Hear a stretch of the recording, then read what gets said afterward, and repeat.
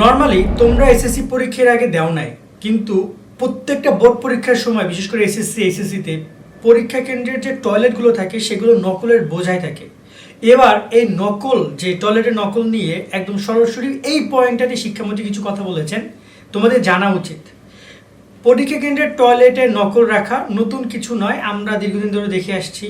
এমনকি পরীক্ষা কেন্দ্রে শিক্ষার্থীরা পরীক্ষা দিতে যায়, ম্যাক্সিমাম দেখা যায় ওরা অনেকেই আছে যারা কিনা লেখার থেকে টয়লেটে বেশি সময় কাটায়। একজন গেলে আধা ঘন্টার আগে আসে না। শিক্ষক যখন জিজ্ঞেস করে কেন স্যার বড়টা করতে গেছিলাম, এই কথাই বলে। তো নর্মালি এবছর একটু কাহিনীটা অন্যদের দিকে যাচ্ছে, আমি এই ব্যাপারে বলবো। মূলত সবাই এই ব্যাপারে নিয়ে কথা হচ্ছে। আর যারা এখন আমাদের YouTube channel, Facebook page subscribe follow করে রাখো, যারা আমাদের এসএসসি 26 সাজেশন কোর্সে অ্যাড হতে চাও, বিস্তারিত দেখে নিয়ে আমাদের কোর্সে অ্যাড হতে পারো। তুমি যদি এসএসসি 26 পরীক্ষা A+ পেতে চাও তাহলে এখনই যুক্ত আমাদের 290 টাকার সাজেশন কোর্সে। এই কোর্সে তুমি পাচ্ছ সকল সাবজেক্টের 90% কমন সাজেশন, অধ্যায়ভিত্তিক সৃজনশীল প্রশ্ন, সংক্ষিপ্ত প্রশ্ন, উত্তর সহ সকল বিষয়ের MCQ শিট, এছাড়াও ইংরেজি গ্রামার অংশ উত্তর সহ সকল অধ্যায়ের গুরুত্বপূর্ণ ক এবং খ প্রশ্ন, অনলাইন পরীক্ষার সকল আপডেট, গত 10 বছরের প্রশ্ন এবং দৈনিক রুটিন।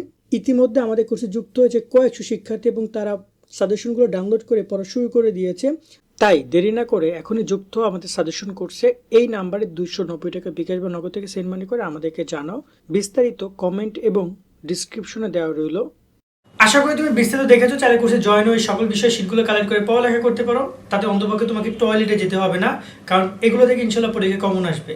তাই তোমরা পড়তে রাজি, কিন্তু কি পড়বা তা জানো না, তাদের জন্য আমি বলবো আমাদের শিটগুলো কালেক্ট করে বইগুলো দাগিয়ে পড়ো ভাইয়া। ইতিমধ্যে অসংখ্য শিক্ষার্থী কোর্সে যুক্ত হয়েছে, আশা করি ওরা ভালো কিছু করবে। এবার আসি টয়লেটের ব্যাপারটা নিয়ে। দেখো, আমরা নর্মালি আমাদের এটা তোমাদের এসএসসিতে না, এমনকি অন্যান্য ভালো ভালো এক্সামও আমরা দেখি যে টয়লেটে বেশ বড় সড় একটি পাঠ্যগার বা বলা যেতে পারে যে গ্রন্থগার বানিয়ে ফেলে অনেক স্টুডেন্ট। তারা দেখা যায় আগেই যায় টয়লেটে এবং সেখানে তাদের গোপন জিনিসপত্র রেখে আসে, মাঝে মাঝে গিয়ে সেগুলো চোখ বুলায়। ঠিক আছে, এমনকি দেখা যায় টয়লেটে অনেকে দেখা যায় একজন আরেকজনকে হেল্পও করে। মানে বেশ বড় একটা কমিউনিটি আছে টয়লেট কেন্দ্রিক, যারা পরীক্ষা কেন্দ্রে বিভিন্ন হেল্প টয়লেটের মাধ্যম থেকে তারা নেয়। এখন যেটা হয়েছে যে এবার শিক্ষামন্ত্রীর সভায় এই পয়েন্টটাকে হাইলাইট করে বলেছে যে পরীক্ষা কেন্দ্রে যে টয়লেট রয়েছে, এই টয়লেটে যদি কোনো প্রকার নকল করা হয় তাহলে এটার দায়ভার শিক্ষার্থীদের না, এটার দায়ভার নিতে হবে কেন্দ্রকে। কেন্দ্র মানে বুঝো, একটা পরীক্ষা কেন্দ্র, সেখানে যে যাচ্ছ টয়লেট নকল থাকলে সেটা দায়ভার কে নিবে? পরীক্ষা কেন্দ্র নিবে, কারণ সে এটা দেখভাল করেনি। সে কেন নকল সেখানে দিয়েছে, এখানে একটা গুরুত্বপূর্ণ, আমি এটা একটা উদাহরণ তোমাদেরকে দিব। আমার সাথে একটা ঘটনা ঘটেছিল, আমি তোমাদেরকে বলি। বাট এখানে মূল যে পয়েন্ট আসতেছে যে শিক্ষার্থীরা নিবে নকল, কিন্তু এখানে শাস্তি ভোগ করবে বা ব্যবস্থা নেওয়া হবে কেন্দ্রকে, কর্তৃপক্ষকে। সো এই জায়গায় এই একটা বিষয় তিনি ক্লিয়ার করেছেন, এটা বেশ দারুণ।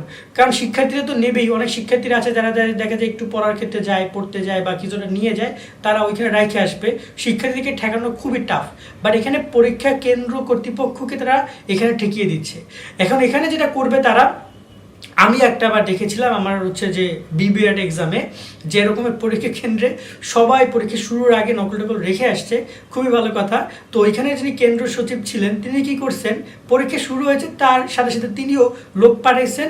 তিনি কোথায়? তিনি লোক পাঠিয়েছেন সেই টয়লেটে, অর্থাৎ বাথরুমে, এবং তিনি ওই বাথরুম পুরো ক্লিন করে ফেলছেন। ক্লিন করে ফেলে পানি পুনি দিয়ে একদম যেগুলো যেগুলো ধরতে পারে না ওগুলোতে পানি পুনি লাগাইয়া একদম অবস্থা খারাপ করে ফেলছে। পোলাপান গিয়ে দেখে কিচ্ছু নাই, যা আছে সব পানির মধ্যে, আর নর্মালি সব কিছু নিয়ে গেছে তারা। তো এবার এরকম কিছু হতে পারে, এবং যদি না হয়, যদি এখানে যদি এই জায়গাগুলো যদি পরিষ্কার পরীক্ষা কেন্দ্র কর্তৃপক্ষ না করে, তাহলে কেন্দ্র কর্তৃপক্ষর বিরুদ্ধেও ব্যবস্থা নেবে শিক্ষা মন্ত্রণালয় বা শিক্ষামন্ত্রী। সেই ব্যাপারটাই তিনি আভাস দিয়েছেন। তো কি বুঝলাম আমি জানি না, বাট ভালো কিছু বোঝার তোমাদের ইঙ্গিত দিয়েছে। পড়ালেখা করো, দেন এই টয়লেট কেন্দ্রিক পাঠ্যঘরে না গিয়ে জাস্ট নিজের বাসায় বসে পড়ালেখা করে সেগুলো নিয়ে পরীক্ষা কেন্দ্রে যাও, মাথার মধ্যে পকেটে করে না, ঠিক আছে, বা লেখে কোনো কাগজে না। আশা করি পয়েন্টটা বুঝেছো তোমরা। আর অনেকেই আছে বন্ধু বান্ধব, আমি জানি তোমরা খোঁজখবর নিলে তো দেখতে পারো, চাইলে 2-1জনকে মেনশনও করতে পারো ফেসবুকে যে ওরা এগুলো করে কিনা এবং এবছর এগুলো করবে কিনা। আশা করি বিষয়গুলো বুঝে আজকে আমরা এখানে বিদায় নিচ্ছি। সকালে ভালো থাকবা, আল্লাহ হাফেজ।